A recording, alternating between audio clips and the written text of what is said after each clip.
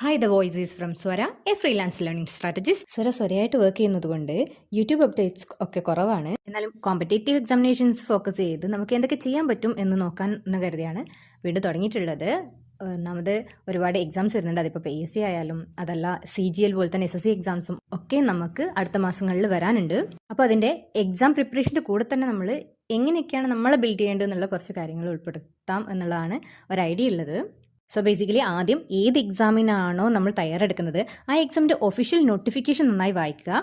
അത് കഴിഞ്ഞ് syllabus official വെബ്സൈറ്റിൽ നിന്ന് ഡൗൺലോഡ് ചെയ്യുക, പ്രിൻ്റ് എടുക്കുക. ഇതൊക്കെയാണ് ചെയ്യേണ്ടത്. ഹാർഡ് കോപ്പി കയ്യിലുള്ളതാണ് എപ്പോഴും നല്ലത്. അതല്ല സോഫ്റ്റ് കോപ്പി മതി, നമ്മൾ ഓക്കെ ആണെന്നുണ്ടെങ്കിൽ അങ്ങനെ. ആൻഡ് ഫസ്റ്റ് നമ്മൾ ആ സിലബസ് ആണ് പഠിക്കാൻ നോക്കേണ്ടത്.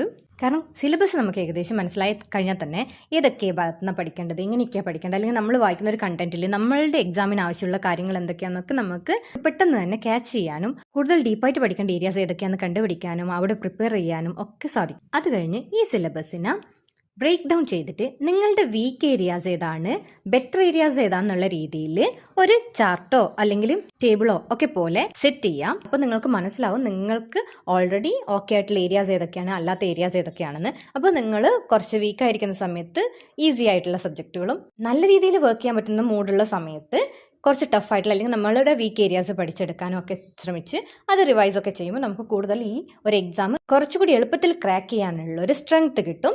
അപ്പോൾ പ്രിപ്പറേഷൻ എന്ന് പറയുന്നത് ഏത് സൈഡിൽ തുടങ്ങണം, എവിടെ തുടങ്ങണം, എങ്ങനെ തുടങ്ങണം എന്നൊന്നും അറിയാണ്ട് കടൽ പോലുള്ള സിലബസിലെ മുങ്ങിത്തപ്പുന്ന ആ ഒരു സിസ്റ്റം മാറിയിട്ട് നമ്മൾക്ക് പ്രീസൈസ്ഡ് ആയിട്ട് എന്ത് വേണം എന്ത് വേണ്ട എന്നുള്ളതിനൊക്കെ ധാരണയോടുകൂടി പഠിക്കാൻ പറ്റും. അപ്പോൾ നമ്മൾ എത്രത്തോളം പഠിക്കുന്നോ ആ പ്രിപ്പറേഷനൊക്കെ കുറച്ചുകൂടി ഒന്ന് ബൂസ്റ്റപ്പ് ചെയ്യാൻ നമ്മൾ ഈ പറയുന്ന സ്ട്രാറ്റജീസ് ഒക്കെ നമ്മളെ ഹെൽപ്പ് ചെയ്യും. ആൻഡ് ഫ്രം ദ ബേസിക്സ് നമ്മൾ പഠിച്ചു തുടങ്ങുക, അത് പ്രിപ്പയർ ചെയ്യാം. ഒരു പരീക്ഷയ്ക്ക് ഇറങ്ങുമ്പോൾ നമ്മൾ ചെയ്യേണ്ട അടിസ്ഥാനപരമായിട്ടുള്ള പ്രിപ്പറേഷൻ എന്ന് പറഞ്ഞിട്ട് ഇതൊക്കെയാണ് ഉള്ളത്. അതൊക്കെ തുടങ്ങിക്കഴിഞ്ഞിട്ടാകുമ്പോൾ ബേസിക്സ് മുതൽ പഠിച്ചു തുടങ്ങുക. അതാണ് നമ്മൾ ഒരു പ്രിപ്പറേഷൻ എന്നുള്ള നിലയിൽ നമ്മൾ ചെയ്യേണ്ട കാര്യം. ആൻഡ് നോർമൽ എക്സാംസ് ഒക്കെ നമ്മൾ നോക്കിക്കഴിഞ്ഞാൽ English, maths, GK, mental ability തുടങ്ങിയ സബ്ജക്റ്റുകളാണ് കോമൺ ആയിട്ട് നമുക്ക് പഠിക്കാനുണ്ടാവുക. ഇപ്പം മലയാളം ബേസിൻ്റെ ഒക്കെ കാര്യം നോക്കുകയാണെങ്കിൽ അതിൻ്റെ കൂടെ മലയാളം കൂടി നമ്മൾ പഠിക്കേണ്ടി വരും. സോ ബേസിക്കലി നമ്മളൊരു 4-5 സബ്ജക്റ്റ് ഫോക്കസ്ഡ് ആയിട്ട് പഠിച്ചാൽ തന്നെ അത്യാവശ്യം എല്ലാ കോമ്പറ്റേറ്റീവ് എക്സാമിനേഷന് വേണ്ടിയിട്ട് നമുക്ക് പ്രിപ്പയർ ചെയ്യാൻ പറ്റും. അപ്പം അങ്ങനെയുള്ള സബ്ജക്റ്റ് സെലക്ട് ചെയ്തിട്ട് മുന്നോട്ട് പഠിക്കാൻ ഉദ്ദേശിക്കുന്നുണ്ടെങ്കിൽ അവിടെ തുടങ്ങുക. അതല്ല നിങ്ങളുടെ പ്ലസ് ഏരിയാസിൽ സ്റ്റാർട്ട് ചെയ്യാൻ എങ്ങനെയാണെന്ന് വെച്ചാൽ നിങ്ങളൊന്ന് മെൻ്റലി പ്രിപ്പയർ ആയിട്ട് തുടങ്ങുക എന്നുള്ളതാണ് ആദ്യം നമ്മൾ ഒരു കോമ്പറ്റേറ്റീവ് എക്സാമിന് ഇറങ്ങുമ്പോൾ ചെയ്യേണ്ട കാര്യം. സോ ഇവിടെ ഉണ്ടാവും എന്ന് പറഞ്ഞുകൊണ്ട് നിങ്ങളുടെ സ്വന്തം സ്വര.